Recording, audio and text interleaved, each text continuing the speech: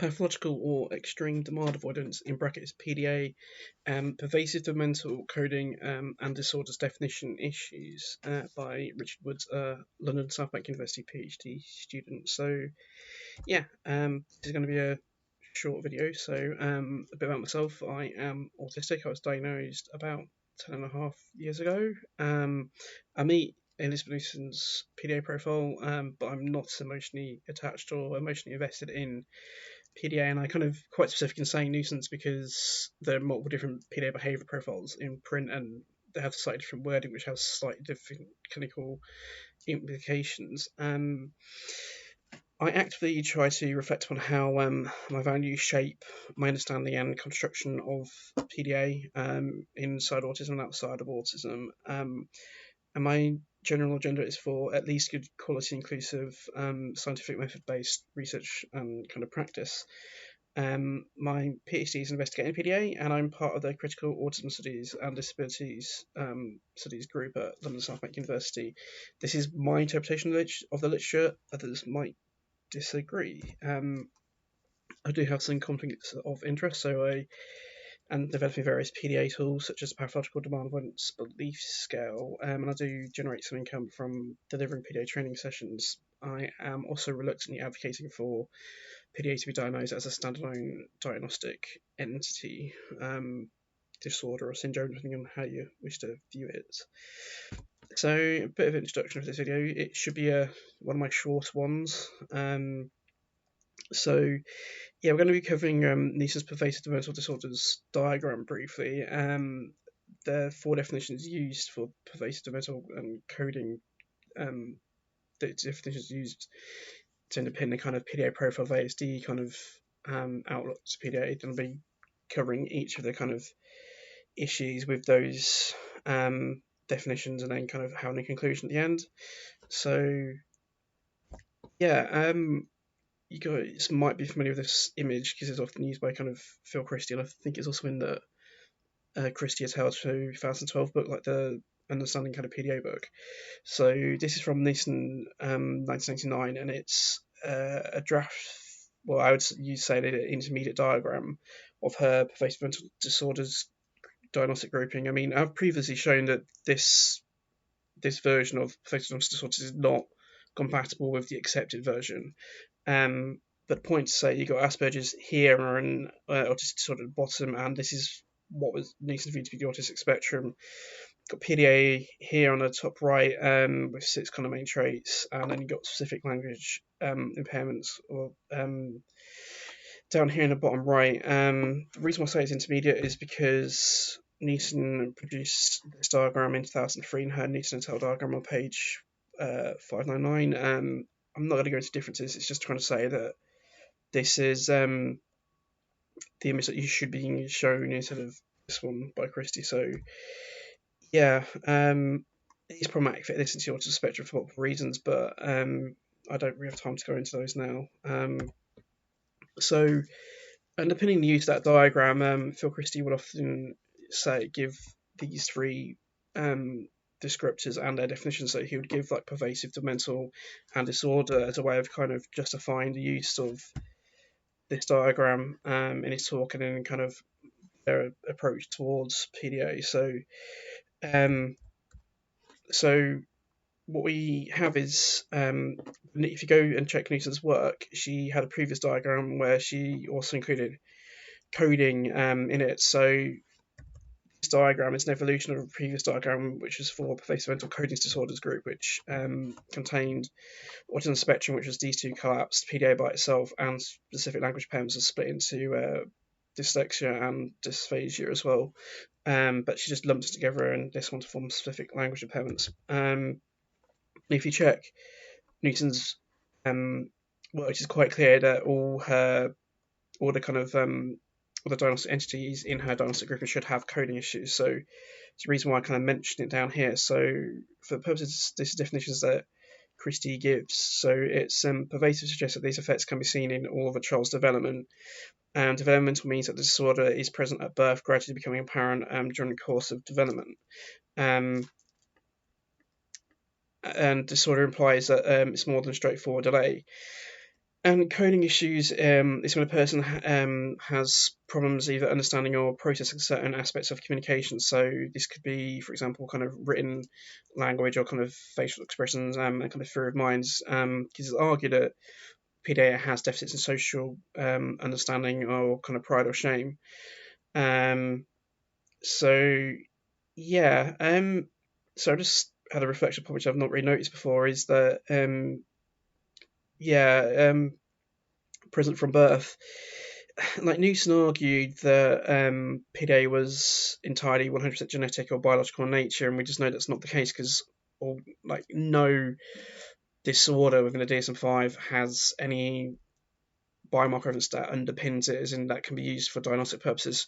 We now know that all kind of disorders or kind of syndromes are a mix between, they're all rather often a mix between kind of heritable factors and environmental factors. So it's just problematic saying it's from birth, but I'm going to get onto that later. So I'm going to describe issues with the pervasive definition provided by Phil Christie, like previously. So this term. So yeah, the DSM-5 definition does not require diagnostic entity to be pervasive. So the DSM-5 does have a definition for disorder, and the threshold for which something becomes pathologized part of disorder is relatively low.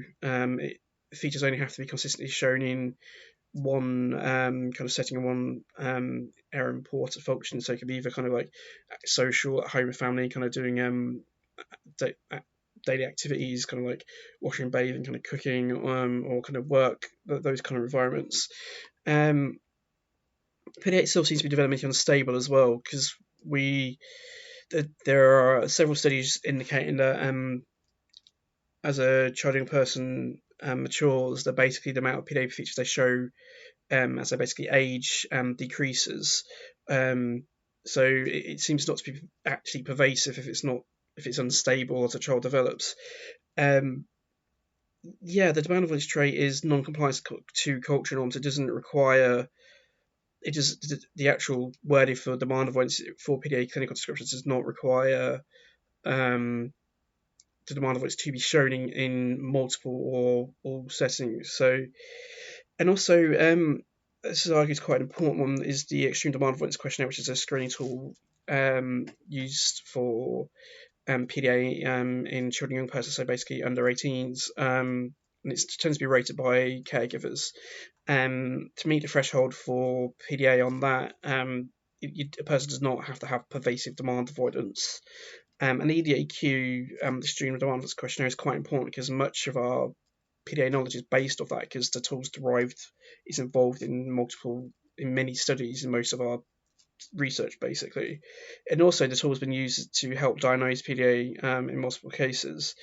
Yeah, the pervasive definition doesn't require it to be from early infancy, which is not always so in practice. So, oh yeah, sorry. The definition requires PDA to be diagnosed in early infancy, and there are cases of PDA in clinical literature which are not from early infancy, because there are examples of people transitioning to PDA over lifespan, and including in Newton's work, she's quite clear on that. If one reads it and pays attention to it. Moving on to kind of issues with developmental, not all of the kind of PDA, not all of Newton's clinical traits have been systematically researched. So, for example, the last trait Newton provides neurological involvement, which includes kind of issues like with crawling and just clumsy motor issues and some quite epileptic seizures or just seizures. Yeah, Newton admits there's a lack of research into that trait and those aspects of PDA, and that situation hasn't really changed since then from my understanding of the current research base. Newton Noyes, as part of her PhD, she noted that the results from her EDAQ study, that the passive early history traits seem not to cluster with other demand avoidance traits, which would suggest that the mental features are not associated to the demand avoidance, which is quite concerning if you're trying to assume it's from early infancy. As I said, going back towards the extreme demand avoidance questionnaire, And the revised 11 PDA disco questions, they're important because these are the most commonly used kind of tools for PDA research and for assessing PDA. They don't require a PDA to be from early infancy in order to meet threshold for a diagnosis. So it seems a bit silly to kind of suggest that PDA has to be from early infancy if the main tools used to research and diagnose it or assess for it don't actually assess those features. As I mentioned previously, the extreme demand-avoidance questionnaire has been used to diagnose PDA. So it's not designed to do that, but there are multiple examples of it within literature across multiple studies. So moving on from that, it was really quite weird because in 2015, during the paper which revised the PDA disco questions, I need to say the disco is it's a semi-structured interview used to assess for autism that's produced by the National Autistic Society. It had 17 draft PDA items, which were later revised into 11. The authors of that study deliberately removed developmental questions that assess for developmental features from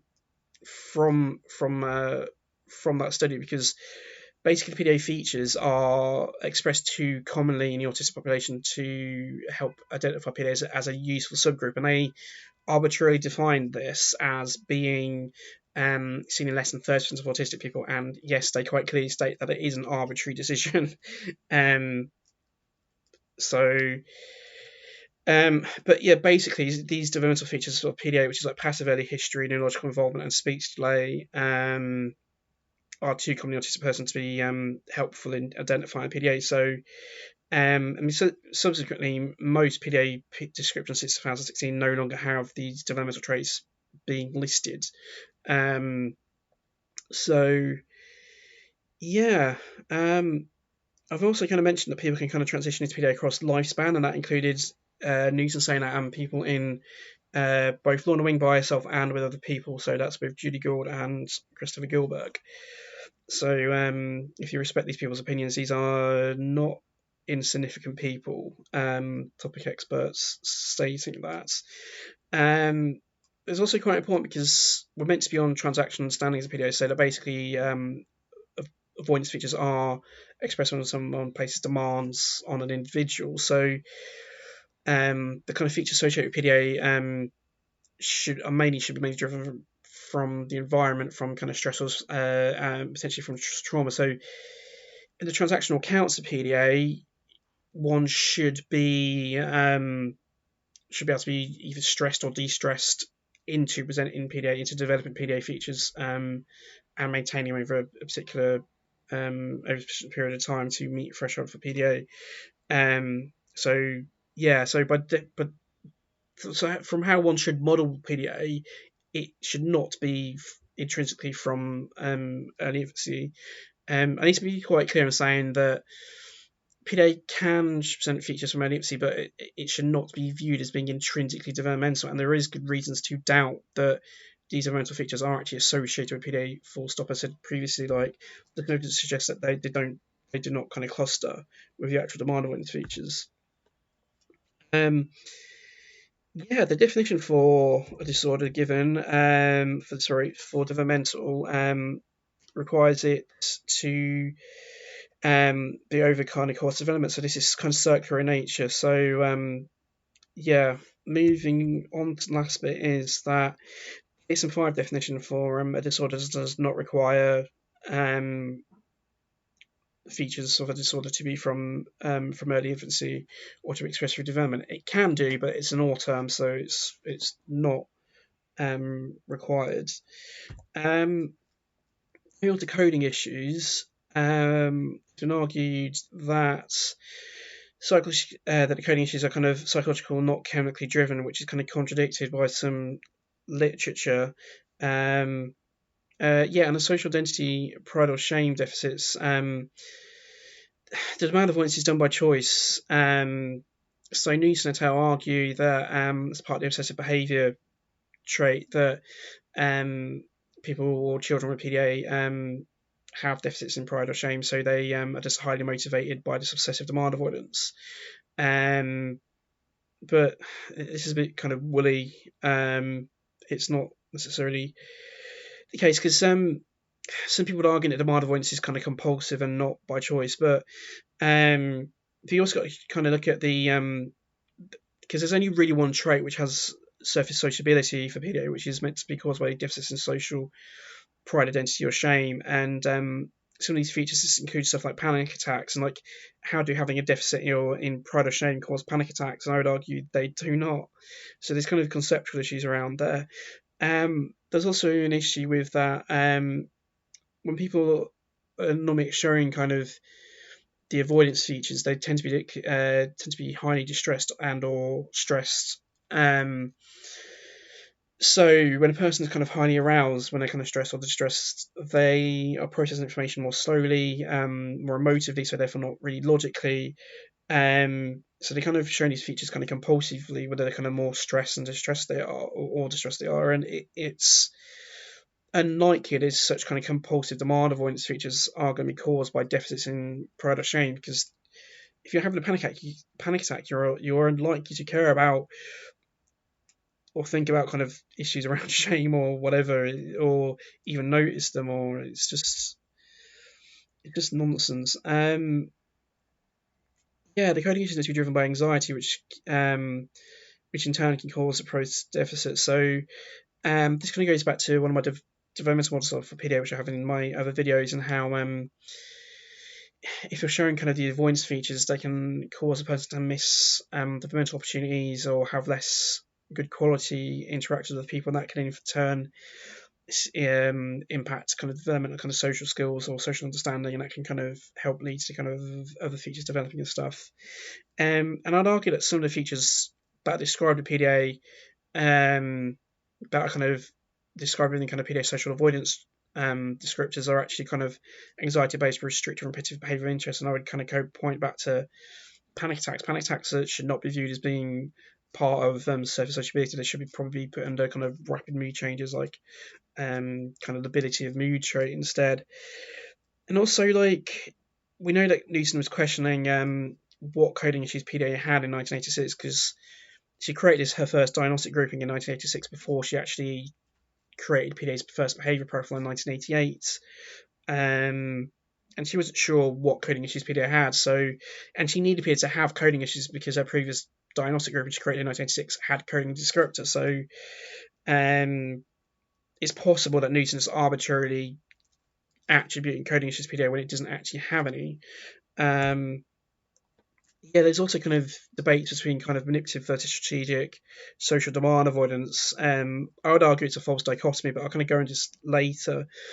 But the reason why I'm saying this is because some people would argue that the kind of the strategic, and I'm putting that in brackets, like social avoidance features, are kind of more compulsive in nature, so they're not done by choice. Well, if something's done manipulatively, that implies intent, so therefore it's done by choice. And I'd argue it's a false dichotomy. I'd argue it should be viewed as a continuum, not an either or. And I'd argue that, like, also Newson clearly showed that PDA had no deficits in theory of mind or empathy issues. She said that PDA had issues with kind of social pride, identity, and shame, and this has kind of been reviewed, borne out in some kind of research bodies and ions.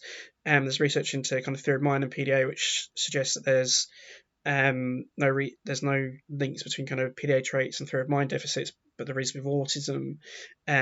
Also, like, virtually all the PDA tools used kind of has some items which view PDA features to be manipulative or to be done by choice, to have them to be done with intent. So yeah, I'm just going to go back to this diagram earlier, so you can see that it's kind of done with it describes it being with social manipulation, and yeah, it's kind of issues around kind of social identity, and it's not meant to be due to issues with theory of mind, while autism is meant to have issues with social impairment around kind of theory of mind and stuff, and religious playing, kind of rigid flexible thinking, and yeah, so it's meant to be qualitatively and quantitatively kind of difference between the issues of the social communication issues in PDA versus autism. Yeah, have I gone through? Sorry. Questioning facts. So, yeah, I think I missed one point because, yeah, the actual you start to consider the actual features with the sociability trait that due to deficits in social pride identities are actually quite hard to measure, to reliably measure, to get reliable results from consistently.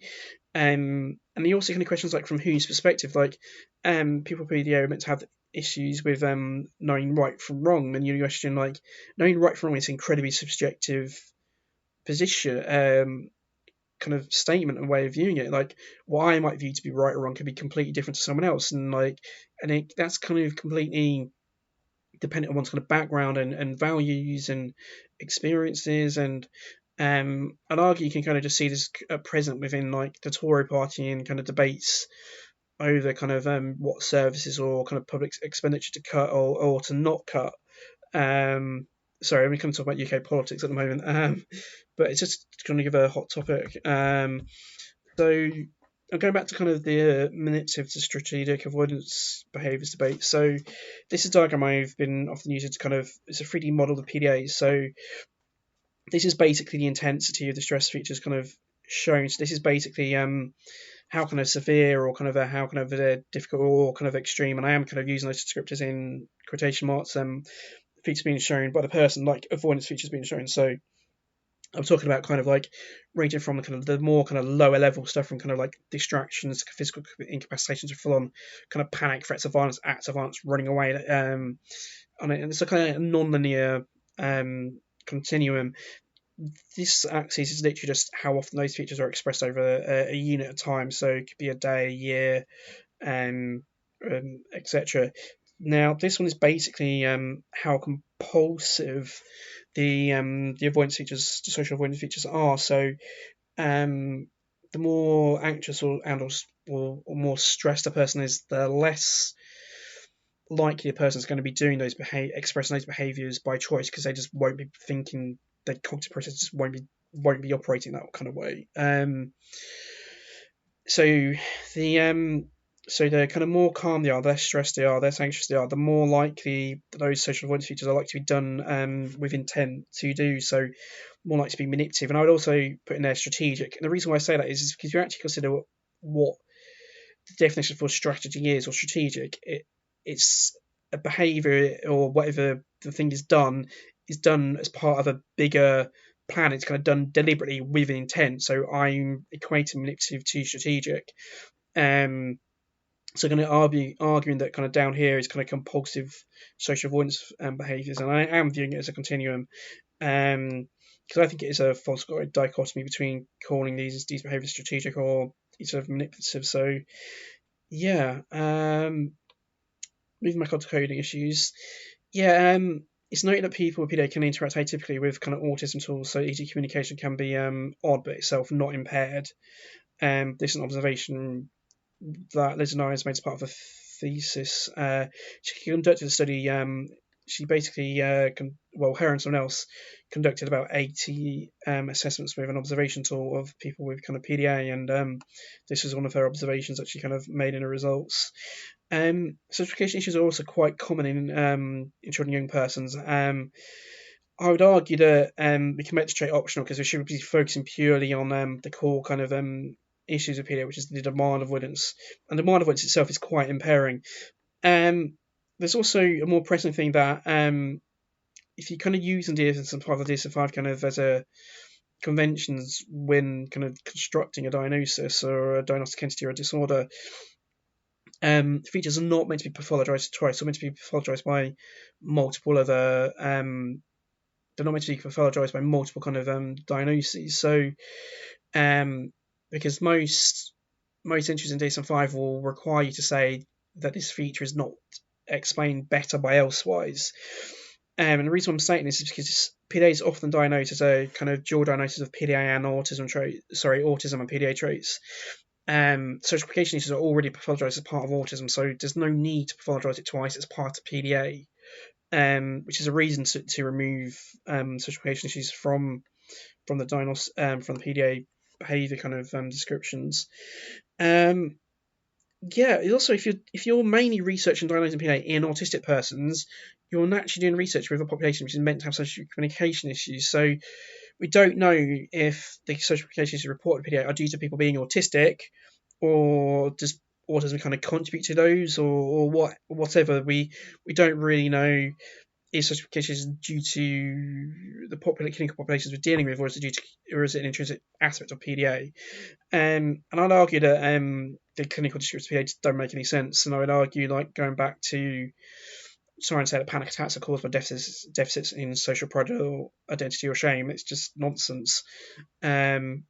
So moving on to the definition for disorder. So we're going to quickly scroll back so that way you can see it again, because it's been a while since talking about it. So yeah, it implies that more than straightforward today. And again, this kind of requires it to be seen in early infancy, and it doesn't need to be seen from early infancy to kind of meet definition for a disorder. So yeah, again, what is straightforward is, or made it more than straightforward today, is kind of, again, subjective. Again, there's also no consensus over what disorder is. And I point out that the time when, like, these definitions were first being used by Newson, like in around the early 2000s and 90s, when the DSM-4 was being used from 1994 onwards, and we know from Newton's 2003 articles kind of guidance notes that she was using the definitions from the DSM-4. The DSM-4 is one of the main diagnostic manuals. It's an American one. That was used from 1994 to 2013. It's now been substituted by the DSM-5, which has came out in 2013. So yeah, the actual definition used within the DSM-4 does not require, well, it doesn't require, kind of features to be from early infancy, but also its definition is broader than the one given by Christie. I just kind of gave the definition again here for kind of reference. So this is part of the DSM-5 definition of disorder, which is actually slightly different from the DSM-4 one. But if you actually read the front of DSM-5, it gives you the full definition for a disorder, which is more than this, on page 20. So I'm just going to read it out very briefly. So a mental disorder is a syndrome characterized by clinically significant disturbance in an individual's cognition, emotion regulation, or behavior that reflects a dysfunction in the psychological, biological, or developmental processes underlying mental functioning. Mental disorders are usually associated with significant distress or a disability in social, occupational, or other important areas. What I point out is you should notice the OR terms, and again, the OR terms here. So it can be developmental in nature, but it's an OR. It's not. It doesn't have to be. So yeah, the definition goes on to say that features must contradict cultural norms unless the features are causing substantial impairment in functioning or distress. So yeah, just to conclude that PDA Profile of ASD and axiology include certain definitions as kind of set out previously, and like all these definitions given by Phil Christie that are used when appearing the kind of PDA Profile of ASD or autism, they're problematic for multiple reasons. There's good reasons to view PDAs as being not intrinsically pervasive developmental or having coding issues in nature. It's kind of one of the reasons why I don't. I mean, there's good reasons to kind of not be rigid and not adhere to these series definitions given by Phil Christie. So yeah, I've taken up my contact details for some reason, but if people want to contact me, my email address and Go are all kind of public knowledge or seen in other videos. So yeah, on to references. There's only 4 slides. I'm not going to linger on them long because you can pause them and show them. So yeah, this is the second slide. Moving on to the third one. And so yeah, I'm just going to say thank you for watching this short video, and I hope it's been informative, and I hope to see you again. So yeah, thank you and bye.